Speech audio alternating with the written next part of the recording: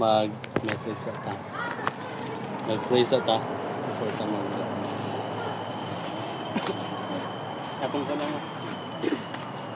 Samahan nga mag-awi sa tanan. Sambarang mag-awi. Doon sa imong mga pulong, Lord, we pray for your Holy Spirit. Guide us na aming masartan. For your Holy Spirit, in Jesus' name, amen. Sige. Intindi mo mo Ilonggo? So ako i-share sa inyo is ang story sa prodigal son. Kabatin namin prodigal son. Sorry. Wala pa. So isa ka daw na may aras ang isa ka tatay na siya duwa ka anak na lalaki. Ang iyang anak na lalaki, ang isa sa iyang anak nagambal sa iyang atay. Paang ko na akong bahin sa iyang kayamanan ba. Yambas ang tatay, sige nak, tungaon nato ang inyong bahin. Imo sa magulang mo, isa sa imo. So katong mangod, iyan ang gikuha iyang bahin. Diyan naglakad din sa layo kayo nga lugar. Pag-abot niya sa layo nga lugar, ano iyang gimo? Itong iyang kwarta, iyang gipambakal sa mga pagkaon, na inom-inom siya, bisyo na siya ba? Ano? Then, kapang babae pagid siya. So meaning, mga hindi maayo ang iyang inay muna. Ano?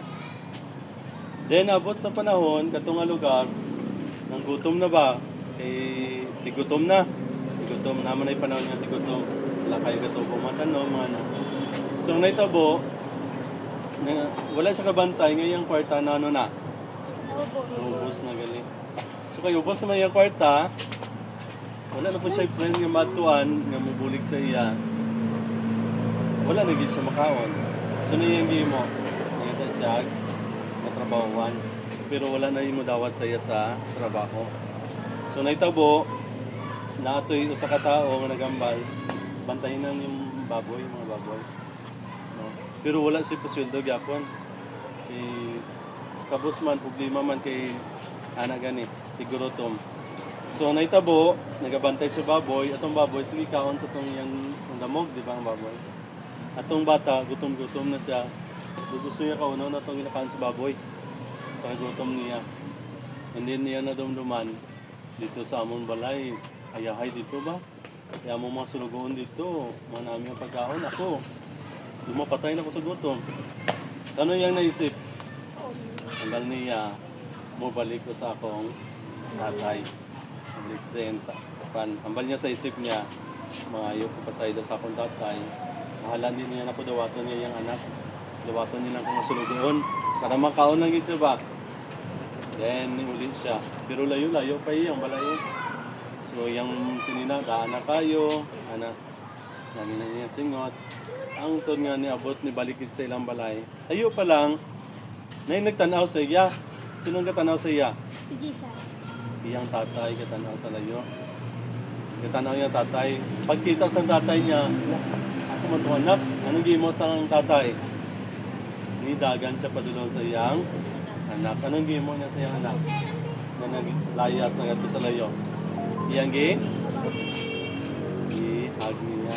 Ano na sa yapos niya. Gikis pagid. Balan niyo sa gikis? Sa lips.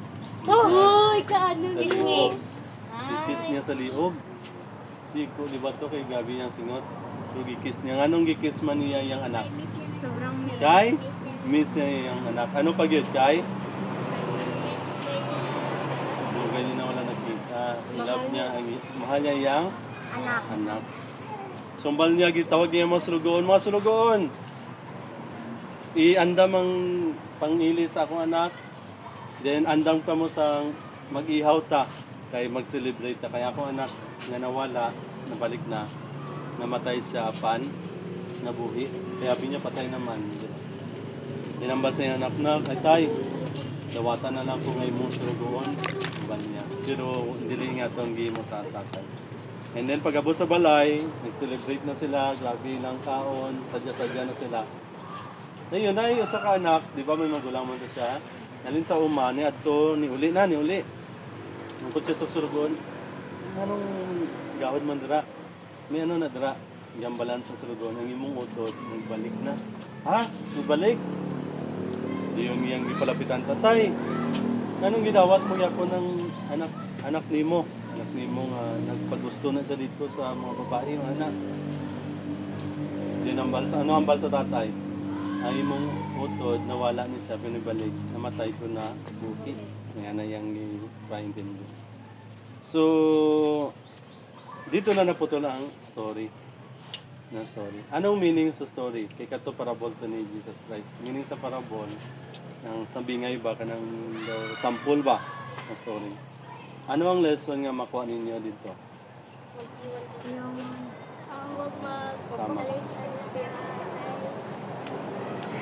Huwag iwan ng tatay na, Hindi pa hindi magpagusto. na Ang paano. mapaalam kung din. ano yung itinakda sa'yo na gamitin mo, gawin mo para sa pera dapat sundin mo. Oo, tama. Magpatuyang sa lalaki. Yung niliwaldas ba? Balan nyo no meaning pagit. Atong father, nagasimbolo to siya kay sino? Kaya, Kay Jesus. Katong bata, nagasimbolo to sa ato, isa. No, kay may mga panahon nga magkamali ta, kay mo kamali. But si Jesus, willing yapon nga mo dawat sa no, forgive niya ta. And then kay na-forgive na mata niya, ano atong imoon? Salamat. Sa yon, sundin na yung lahat ng sundon na din ang utos ni Jesus. So, lang story na prodigal son, no? So, first time yun na nabatayan, o nabatayan yun na na? Nabatayan yun na. Ban subong lang. So, muna. So, let's pray, mag-pray kita. Mag-pray. Tapos meet mo tanan? Anong grade nyo? Grade 6. God bless sa inyong graduation. Lapit na no? March 2. Sige, mag-pray ka. Amahan nga magam sa tanan. Salamat Lord sa imong Bible stories, sa imong parable Ginoo. We pray nga ikaw mga bless sa inyong mga bata. Na sa ina pa eskwela Ginoo, piliganin mo sila. Tagaan mo sila sa kaalam. Upod man Ginoo sa giya sa mayong kinabuhi, mayong kinaiya Ginoo nga nakuha na mong leksyon dito sa imong parable. And salamat sa imong love Ginoo nga ang mga blessing, mga parta nga nagabot Ginoo gamiton sa tama sumala sa imong Diyos.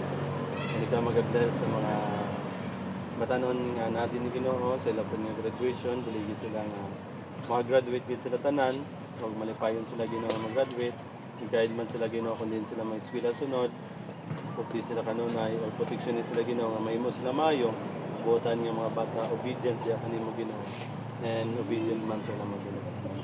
Sa ila kami sa umasala, ikaw mag-bless ko na sa ila. In Jesus' name, Amen. God bless sa inyo tanan.